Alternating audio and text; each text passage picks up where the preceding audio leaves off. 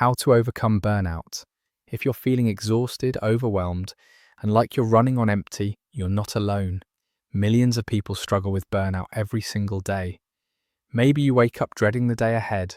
Maybe you feel like no matter how hard you work, it's never enough. Maybe you've lost that spark you once had. But here's the thing. Burnout isn't a character flaw or a sign of weakness. It's your mind and body's way of telling you that something needs to change. Today, I'm going to share 5 powerful strategies that will help you overcome burnout and reclaim your energy. These aren't just feel-good tips. They're science-backed methods that actually work. First, let's understand what burnout really is. It's not just being tired after a long day. Burnout is chronic physical and emotional exhaustion caused by prolonged stress. It shows up as cynicism, feeling detached from your work, and a sense that nothing you do makes a difference. Sound familiar? Strategy number 1. Set boundaries like your life depends on it. Because honestly, your mental health does depend on it. Boundaries aren't walls to keep people out. They're guidelines that protect your energy. Start by identifying what drains you most in your daily life. Is it working late every single night? Is it saying yes to every request that comes your way? Is it checking emails at all hours? Pick one area where you'll draw a line. Maybe it's no work emails after 7 p.m. Maybe it's taking a real lunch break every day. Strategy number 2. Prioritize sleep like it's your secret weapon.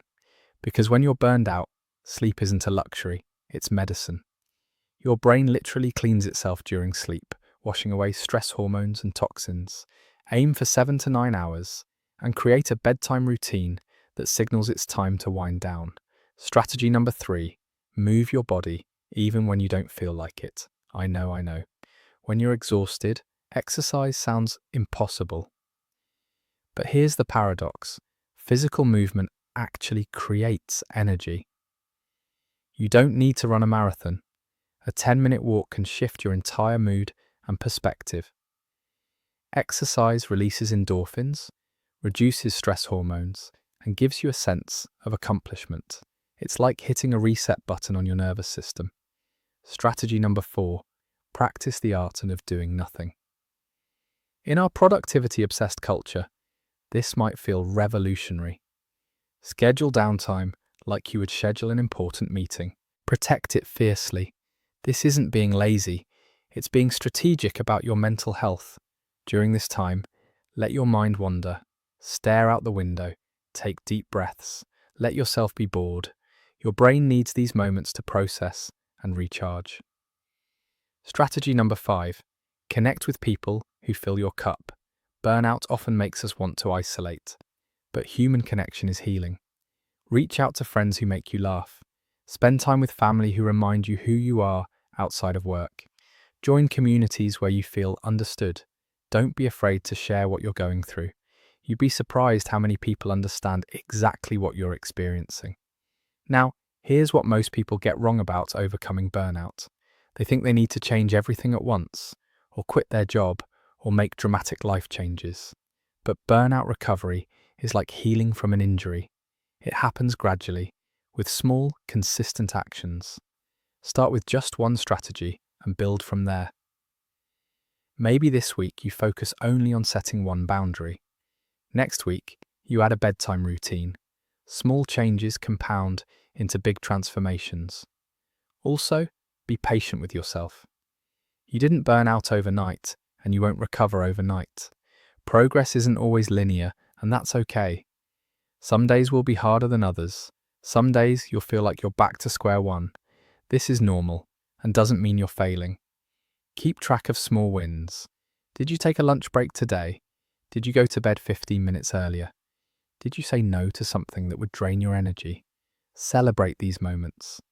They might seem insignificant, but they're actually evidence that you're taking control of your well-being. Here's an advanced tip. Schedule your recovery activities like appointments. Put boundary practice or movement time in your calendar and treat them as non-negotiable. Consider working with a therapist, coach, or counselor who specializes in burnout. Sometimes we need professional guidance to see patterns we can't see ourselves. But here's what you need to watch out for: the perfectionism trap. Don't turn burnout recovery into another thing you have to do perfectly. If you miss a day of movement, if you work late one night, if you don't meditate for a week, it's okay. Just gently return to your practices without judgment. Remember, burnout often happens because we've lost connection with what truly matters to us. As you recover, pay attention to what brings you genuine joy and meaning. You might discover that some things you thought were important actually weren't serving you. This is valuable information. Use it to redesign your life. Here's the truth about burnout recovery. It's not just about getting back to where you were. It's about becoming more resilient, more aware, and more intentional with your energy. You're not just healing from burnout. You're building a life that's less likely to lead to burnout in the first place. And once you've found your way through this, you'll be able to help others who are struggling with the same challenges. Your experience becomes wisdom you can share. So here's your challenge. Pick one strategy from today's video and commit to trying it for just 1 week. Not perfectly, not dramatically, just consistently. Whether it's setting one boundary, adding 10 minutes of movement, or scheduling 15 minutes of downtime, start somewhere. Remember, you have more strength than you realize, more options than you can see right now, and more support available than you know. Your burnout doesn't define you. How you choose to heal from it does.